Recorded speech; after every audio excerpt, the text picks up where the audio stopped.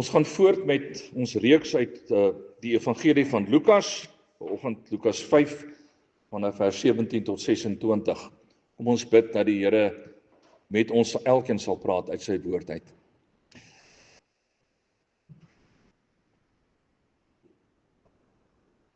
Here, ons kom in afhanklikheid na U toe. Want hierdie boek wat ons in ons hande het, is U woord. En Here, ons wil graag vanoggend deur U woord ook U stem hoor. Maak dit stil en rustig hier by ons. En dat ons weet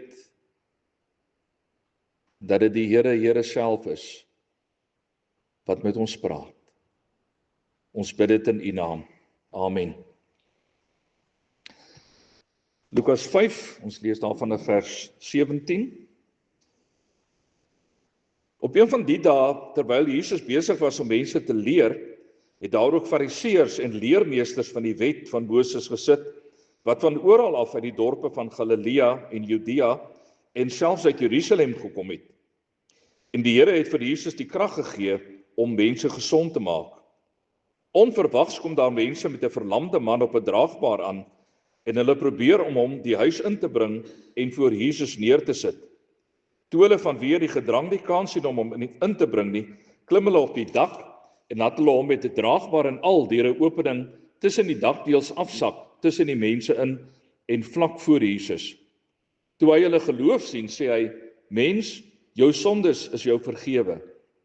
Die skrifgeleerdes en die fariseërs het hulle begin afvra: "Wie is hy dat hy so godslasterlik praat? Wie anders kan sondes vergewe as net God alleen?" Maar Jesus het hulle redeneringe gemerk en vir hulle gesê: "Wat redeneer julle by julleself? Wat is makliker, om te sê jou sondes is jou vergewe, of om te sê staan op en loop? Maar ek gaan nou vir julle die bewys lewer dat die Seun van die Mens volmag het om op aarde sondes te vergewe." Toe sê hy vir die verlamde man: "Ek sê vir jou, staan op, vat jou draagbaar en gaan huis toe." Onmiddellik het hy voor hulle oë opgestaan, die draagbaar waarop hy gelê het gevat en terwyl hy God prys, huis toe gegaan. Almal het verbaas gestaan en God geprys en vol eerbiedige vrees gesê: "Vandag het ons ongelooflike dinge gesien."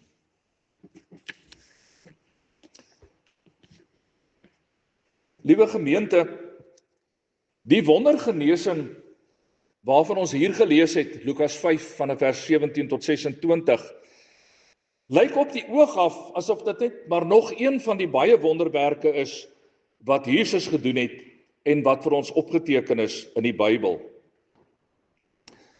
Soos in die gedeelte wat hierdie een voorafgaan, die gedeelte wat ons verlede Sondag na gekyk het, waar Jesus 'n melaatse man genees het, lyk dit vir ons hier ook maar net, as mens dit vinnig lees, asof dit maar net hier gaan oor iemand wat deur Jesus gesond gemaak is. 'n Siek persoon, in hierdie geval 'n verlamde man, wat deur Jesus genees word.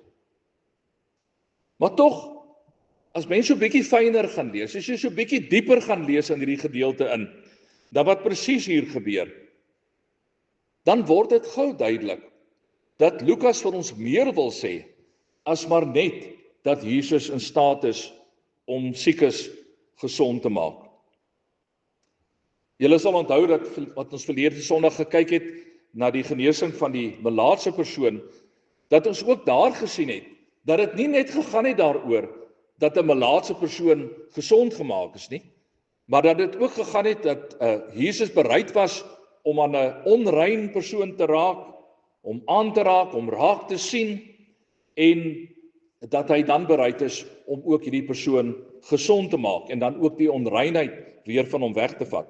Maar ook hier, in die gedeelte wat ons dan vandag gelees het, moet ons 'n bietjie dieper gaan delf. Ons kan ook nie maar net so oppervlakkig lees en dink, eintlik gaan dit maar net oor nog 'n wonderwerk nie. Ons moet 'n bietjie dieper gaan lees om uit te vind, wat is dit wat Lukas eintlik vir ons deur hierdie gedeelte wil vertel? En die kort antwoord hierop is dat die verhaal hoofsaaklik sentreer rondom die strydgesprek tussen die Fariseërs en die skrifgeleerdes aan die een kant en Jesus aan die ander kant, nadat Jesus die persoon se sondes vir hom vergewe het. Maar kom ons gee net so 'n tree of twee terug. Julle sal onthou dat ons 'n paar weke terug gesien het hoe dat Lukas dit vir ons duidelik maak dat Jesus die seun van God is. Ek gaan net so vinnig weer terugkyk daarna.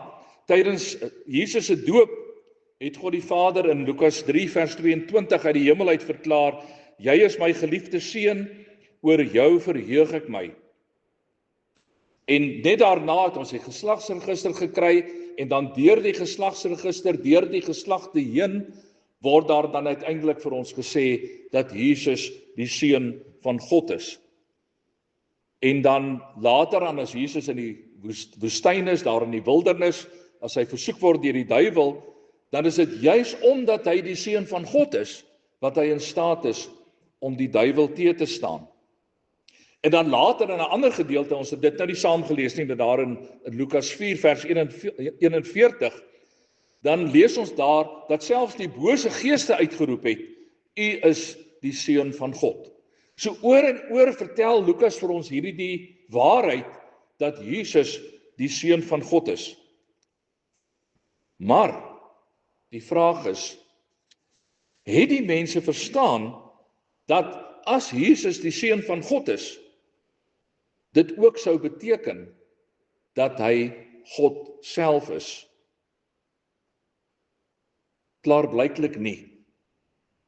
Daarom vra die skrifgeleerdes en die Fariseërs daar in vers 21, wie is hy dat hy so godslasterlik praat?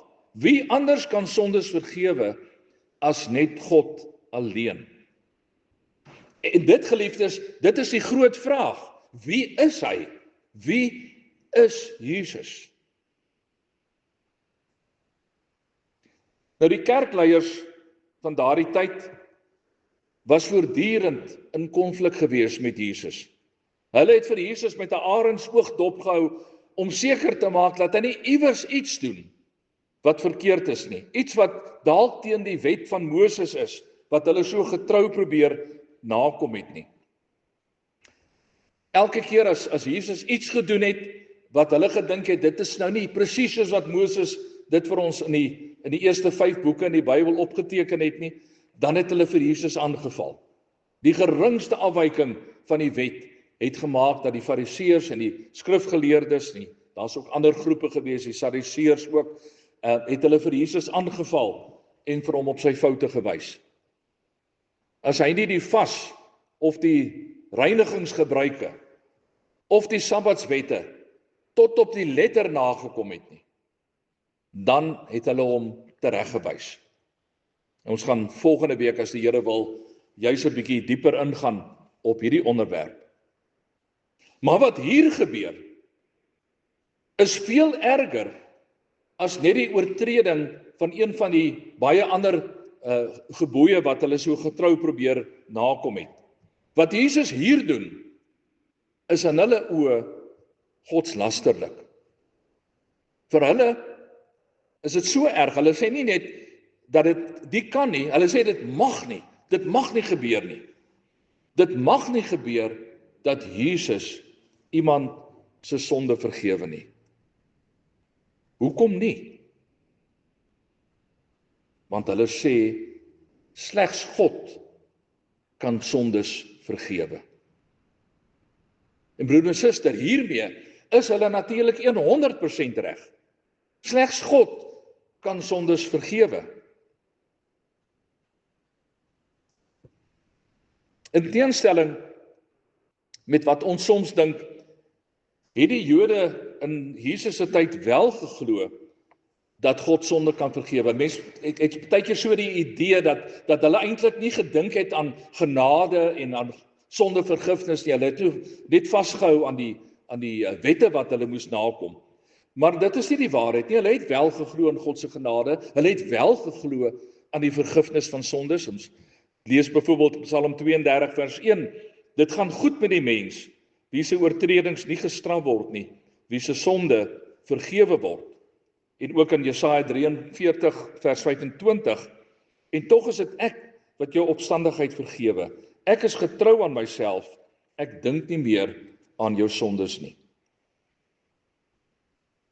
Maar geliefdes, as God alleen sondes kan vergewe, hoe is dit dan moontlik dat Jesus hierdie verlamde man se sondes kan vergewe? En daar is eintlik dan maar net een logiese antwoord hiervoor.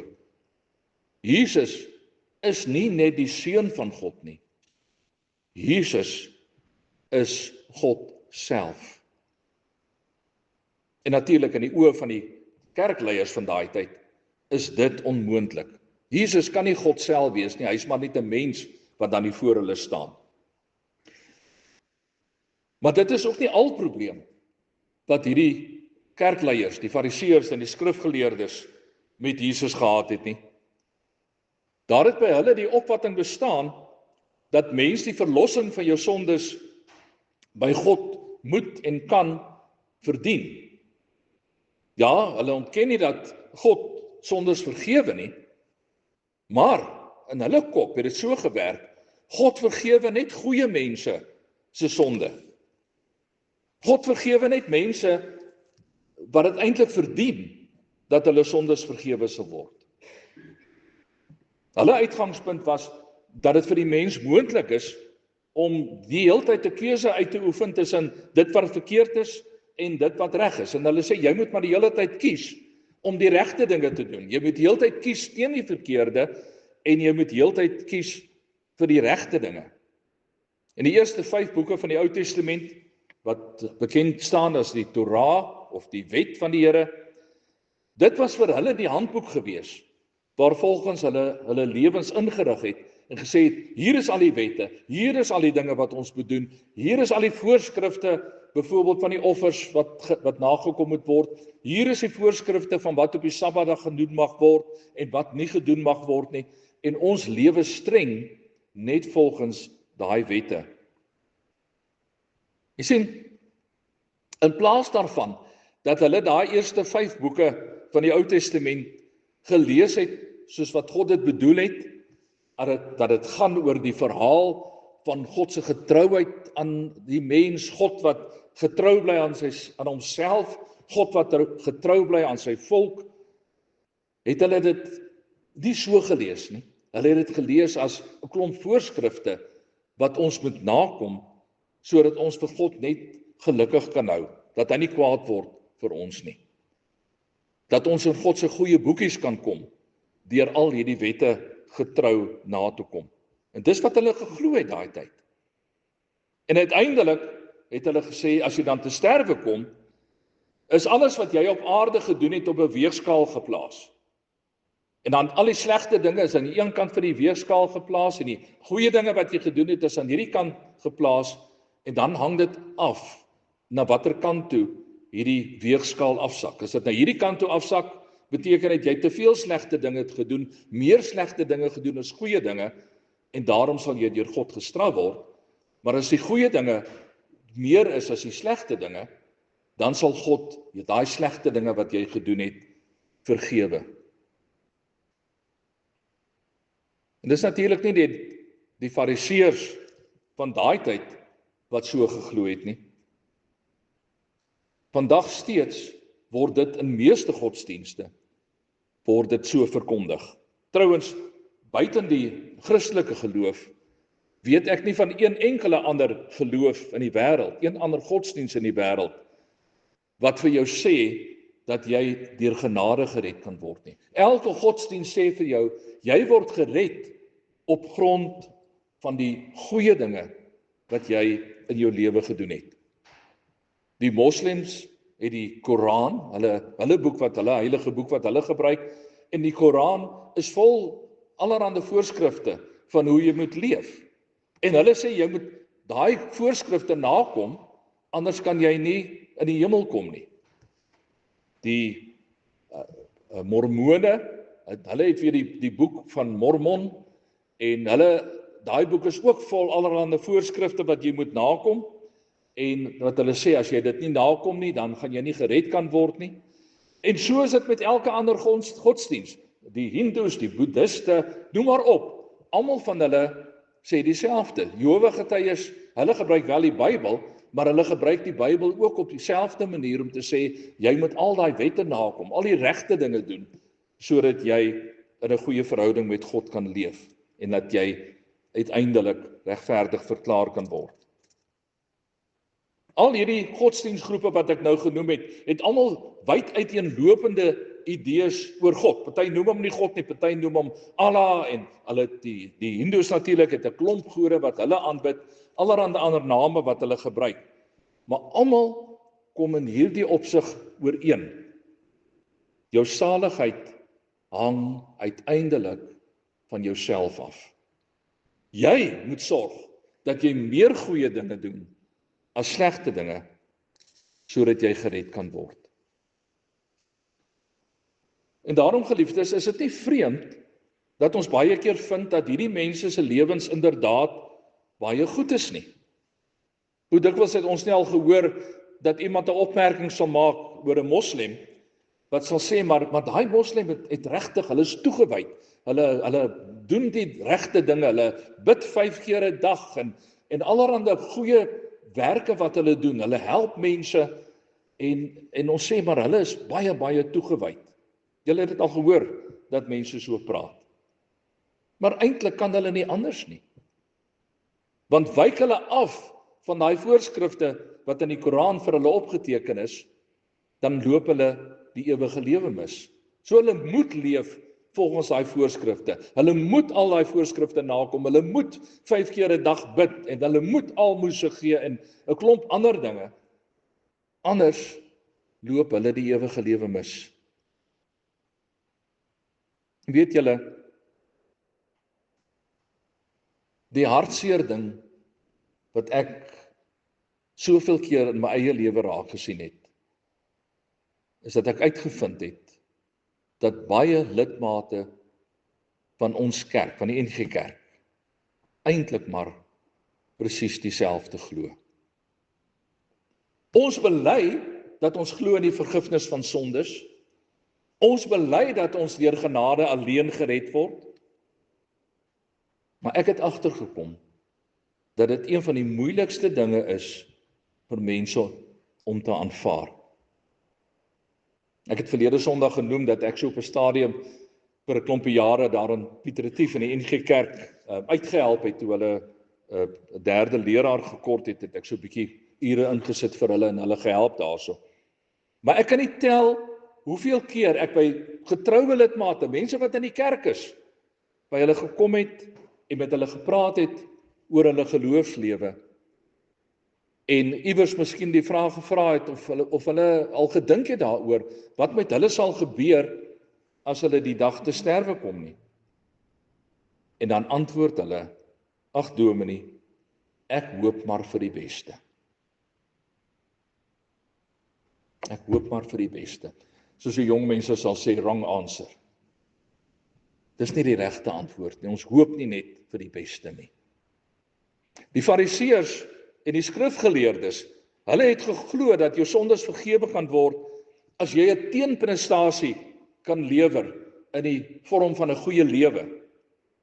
In elk geval het hulle gesê, selfs al sou God bereid wees om sondaars te vergewe, soos hulle dan wel geglo het, sal hy nog baie meer bereid wees om goeie mense se sondes te vergewe. Mense wat hulle uitgesit het daarvoor om die wette en die vereistes van die wet na te kom. En dan kom Jesus. En Jesus se boodskap is radikaal anders. Jesus sê vir die mense, dis nie net die sondaars wat nodig het om tot bekering te kom nie. Dis nie net die sondaars, die slegte mense, wat nodig het om God se vergifnis te aanvaar nie.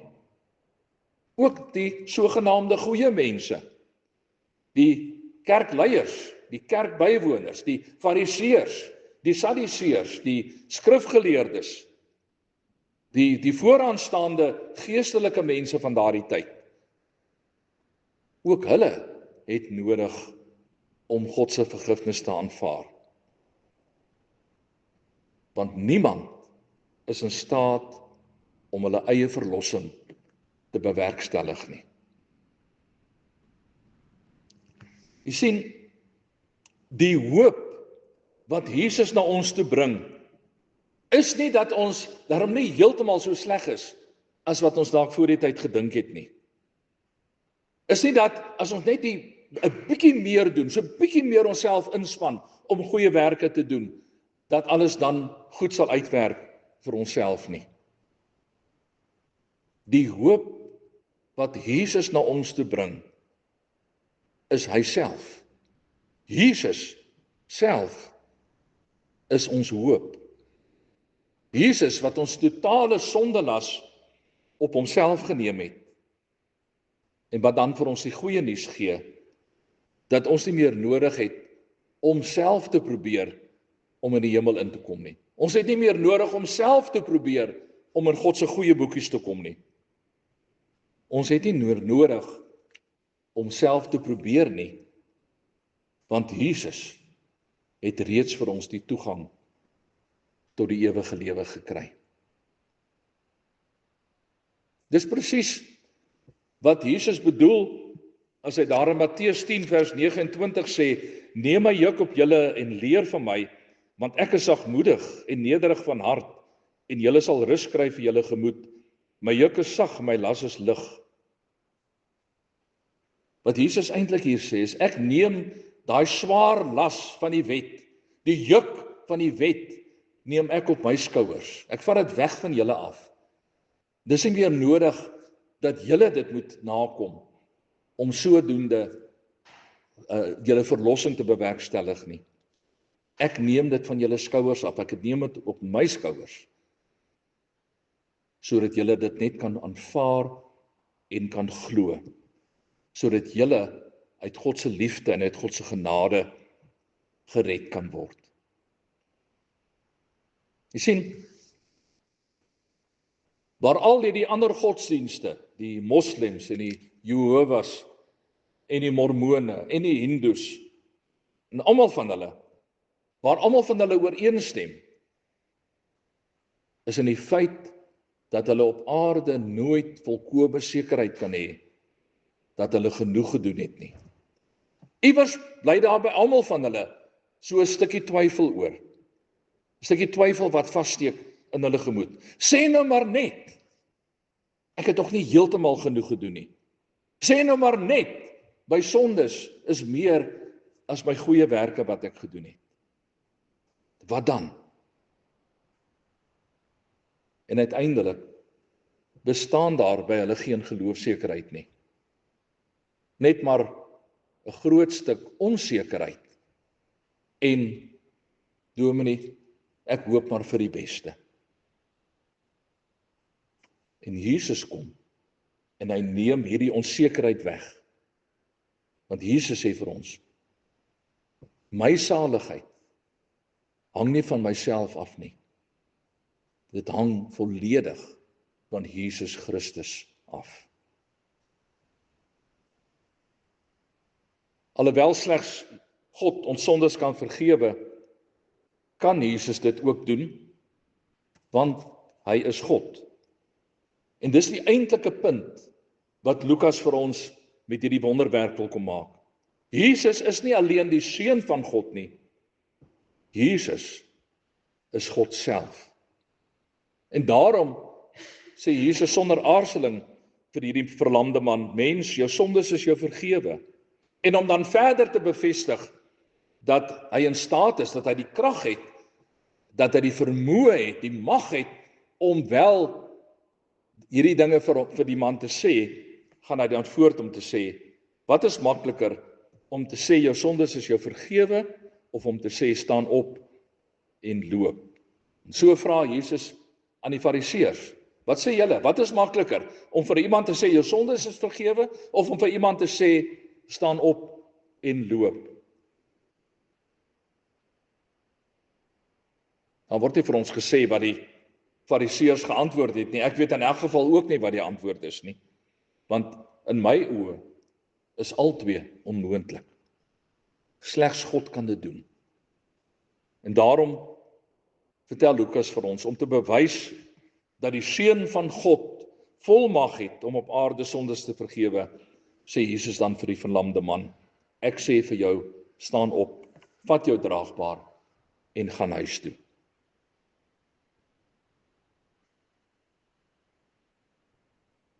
Broer en suster, hierdie verhaal in Lukas is waarskynlik een van die treffendste illustrasies van hoe Jesus Christus werklik tot binne in die lewe van die mens, in die nood van die mens, ingekom het. Jesus het geweet, hierdie verlamde man wat op die draagbaar lê, het 'n groter probleem as net die feit dat hy verlam is. Jesus het raak gesien dat hierdie verlamde man geestelik dood is. En daarom tree Jesus in en genees hy eers die man se geestelike probleem. Jou sondes is jou vergewe. Hy maak hom met ander woorde geestelik lewend.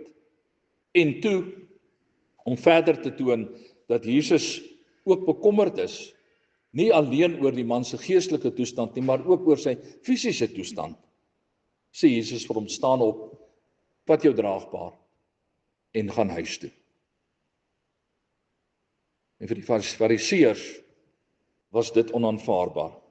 Hierdie man het dan niks gedoen om sy eie saligheid te verdien nie. Hy het niks gedoen dat God sy sondes kan vergewe nie.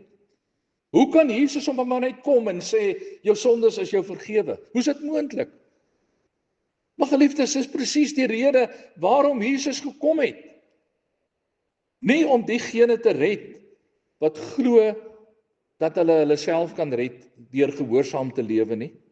Ons gaan volgende Sondag dan bietjie daarna kyk, maar juis om hulle te red wat weet dat hulle skuld so groot is dat hulle slegs gered kan word as iemand anders daardie skuld namens hulle betaal. Ons sien die probleem met die Fariseërs gewoonlik daarin raak dat hulle vir hulle self honderde klein wette, boonbehalwe dit wat hier in die Torah, in die eerste 5 boeke in die Bybel aangeteken is, het hulle nog oor die 600, amper 700 ander wette gehad wat hulle getrou moes nakom. En hulle het probeer vasklou aan hierdie goed. En ons sien dit gewoonlik as die groot probleem met die Fariseërs.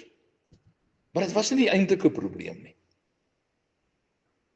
Die eintlike probleem was dat hulle geglo het, ek kan deur myself genoeg in te span, myself red. My verlossing hang van myself af. As ek net myself genoeg inspan, as ek net toegewyd genoeg is, sal ek uiteindelik deur God regverdig verklaar word.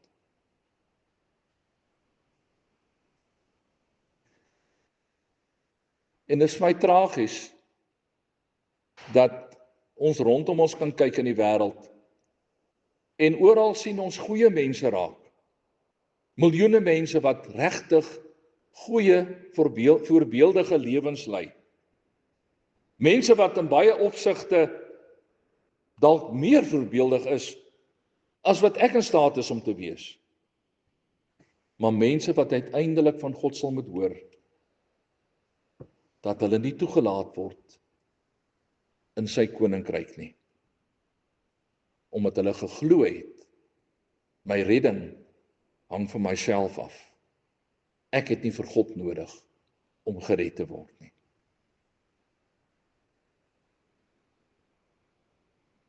En in baie jare se gesprekke met kerklidmate in Suid-Afrika, ook in Swaziland, het ek besef dat hierdie enkele wonderwerk van God een van die moeilikstes is vir mense om te aanvaar.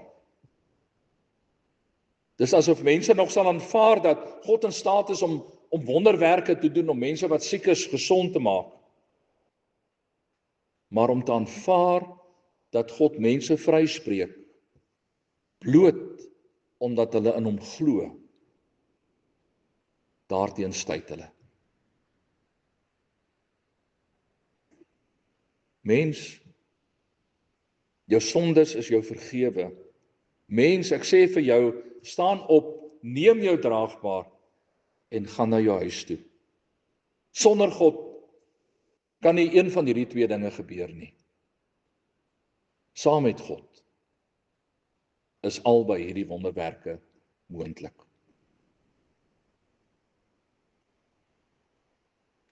Amen.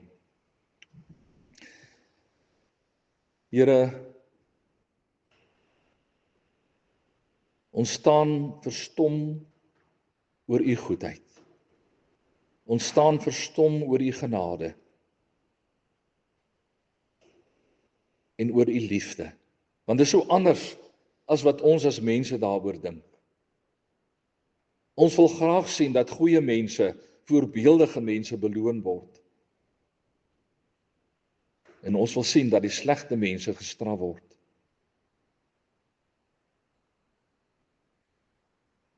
Maar u, Here, u vergewe ook slegte mense. U vergewe ook vir my.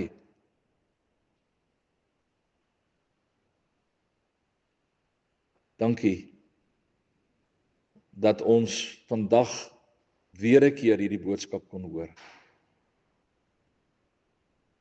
Help vir ons om dit te glo met ons hele hart. Ons vra dit in u naam. Amen.